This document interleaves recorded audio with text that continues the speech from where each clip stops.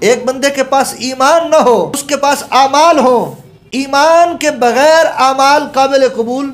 ایمان بنیاد ہے اور اس کے بعد جتنے بھی اعمال ہیں وہ اس کی عمارت ہیں۔ توجہ فرمائیں، ایک بندے کے پاس ایمان ہی نہیں ہے، اب اگر وہ کوئی نیکی کے بھلائی کے کام کرے، وہ انسٹیٹیوٹ بنائے، وہ ادارے بنائے، وہ ہاسپٹل بنائے، وہ روڈ بنائے، وہ فلاحی کام کرے، وہ فلاحی ادارے بنائے، جو مرضی کرے، اس کے پاس اس کے دامن میں ایمان کا نور ہی نہیں ہے، وہ جتنے مرضی نیکیوں کے کام کرتا پھرے، اس کی وہ نیکی ہے ہی۔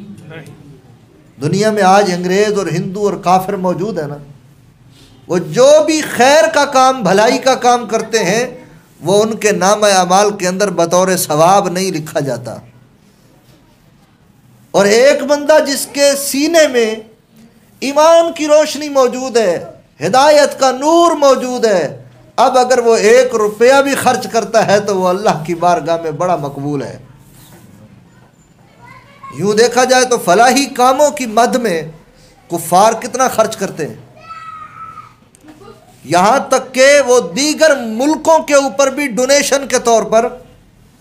خرچ کرتے ہیں۔ کسی ملک میں مصیبت آ جائے، کوئی طوفان آ جائے، کوئی زلزلہ آ جائے، تو کیا کفار ڈونیشن نہیں کرتے؟ بولیں، گرانٹ میں دیتے ہیں، وہ امداد بھیجتے ہیں، وہ مال بھیجتے ہیں۔ اب پاکستان میں پچھلے سالوں کے اندر جو سیلاب آیا، جو اس سے پہلے جو طوفان آتے رہے، تو سیلاب زدگان کی امداد میں کیا کفار نے پیسے نہیں بھیجے؟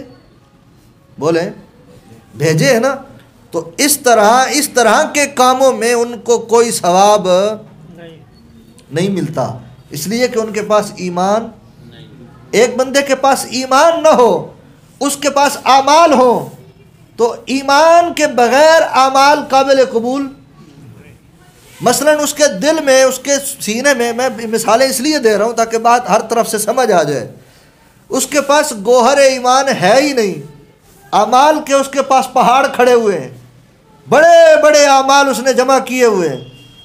اس کے کھاتے میں لکھے ہوئے ہیں، اس کے پاس ریکارڈ موجود ہیں، اس نے جو خرچ کیا اس کی لسٹیں اس کے پاس موجود ہیں، میں نے فلاں ادارہ بنا دیا، فلاں کام کر دیا، فلاں کام کر دیا، اتنی بیواؤں کے خرچے اٹھا دیے، اتنے یتیموں کی پرورش کر دی، اتنے تعلیمی ادارے بنا دیے، اتنے فلاحی ادارے بنا دیے، روڈ بنا دیے، رستے بنا دیے، وغیرہ وغیرہ، لیکن ایمان ہے ہی نہیں۔ تو کیا اس کے یہ اعمال اللہ کی بارگاہ میں کچھ حیثیت رکھتے ہیں؟ بولے نہیں رکھتے۔ اور دوسری طرف ایک بندہ ہے جس کے پاس ایمان کا نور موجود ہے، کلمہ طیبہ کی نورانیت اس کے پاس ہے، اور اس کا سینہ ایمان اور ہدایت کے نور سے منور ہے، اگرچہ اس کے کھاتے میں اعمال کے اتنے بڑے بڑے پہاڑ نہیں ہیں، لیکن اس کی اس بخشش کے لیے اس کا وہ ایمان ہی کافی ہے، اس کی سرخروئی کے لیے وہ ایمان ہی کافی ہے۔